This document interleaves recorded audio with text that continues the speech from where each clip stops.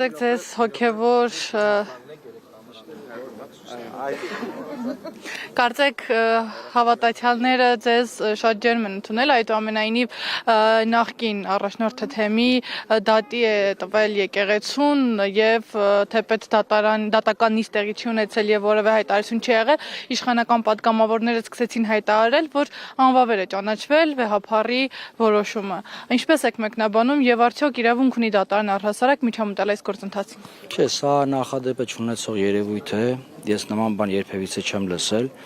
ավելին ասեմ, նման փորձեր եղել են արևմտյան երկրներում, որտեղ, այսպես ասած, իրավունքները, մարդու ազատությունները պաշտպանված են,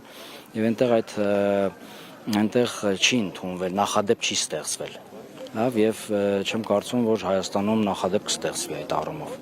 Մենք բան չունենք, աշխատանքային պայմանագիր չունենք, մեր ծառայությունը եւ նշանակումները մեր եկեղեցական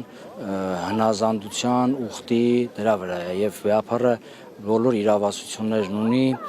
եւ թեմի առաջնորդ նշանակելու եւ թեմի առաջնորդին հետս կոչելու, այդ թվում նաեւ նոր թեմեր բացելու կամ փակելու։ Մասնակցի թեմի հոգևորական դասը գրեթե մեծամասնությամբ ձեր կողքին է, սակայն կան հոգևորականներ, ովքեր ստիպված, բայց միացել են նախկին, այսպես ասած, առաջնորդին։ Դուք տեղյակ եք, արդյոք ճնշումների միջոցով փորձ է արվում նաև այն հոգևորականները, ովքեր ձեզ հետ են, նրանց էլ ուղղորդել դեպի այն կողմ։ Նշվում է, որ ամեն գնով փորձում են ճնշել հոգևորականներին։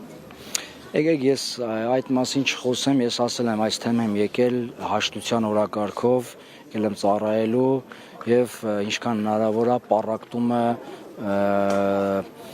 եթե հնարավոր չլինի ամբողջությամբ փարատելու, բուժելու, գոնե հնարավորինս այս պառակտումը վերացնելու։ Կարծեմ որոշակի այսպես կոնտակտներ եղել են այն հոգևորականների հետ, որոնք ճանաչում են վեհափառի տնօրենությունը, բայց պինդ են հոգևորականը։ Իդեպ ձեզ ասեմ, որ իմ նշանակումը նաև իրենցով է պայմանավորված, որովհետև վեհափառը իրենց հարցրել է, ում եք պատկերացնում ձեզ առաջնորդ եւ իրենք մատնանշել են իմ անունը։ Եվ նաև ինչ որ իմաստով դա ինձ մղեց, որ ես ստանձնեմ այս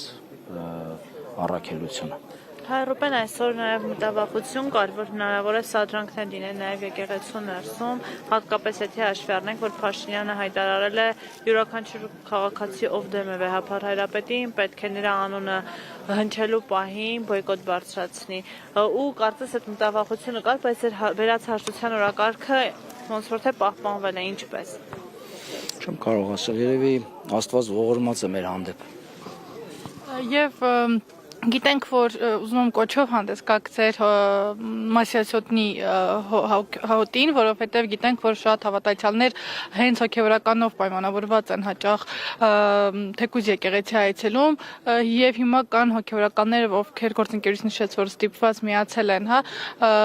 այն թևին ու այդ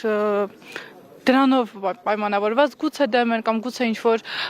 չեն հաճախում եկեղեցի հենց այդ նախապայմանով, ինչ կոչով կդիմեք ձեր հոտին։ Թող հաճախեն հարևան բնակավայրերում առկա եկեղեցիները, որտեղ պատարագը մատուցվում է առանց աղճատման։ Այսօր մեր եկեղեցին այս փոփոխություններից դուրս կգա։ Միանշանակ։ Շնորհակալություն շատ։ Սիրո։